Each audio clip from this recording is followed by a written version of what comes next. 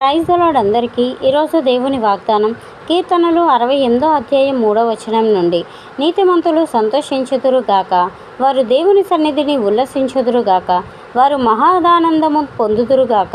ఈ వాక్యం మనకు నిజమైన ఆనందం ఎక్కడ దొరుకుతుందో తెలియచేస్తుందండి.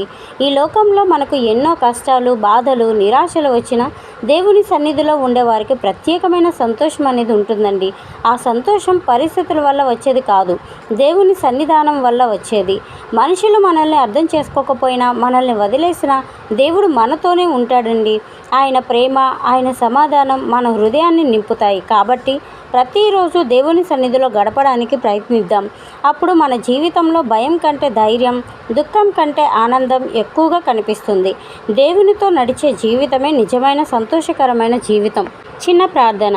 ప్రియమైన పరలోక తండ్రి, నీ సన్నిధిలో ఉండే నిజమైన ఆనందాన్ని మాకు అనుగ్రహించుము. పరిస్థితులు ఎలా ఉన్నా నిన్ను నమ్మి సంతోషించే హృదయాలను ఇవ్వండి.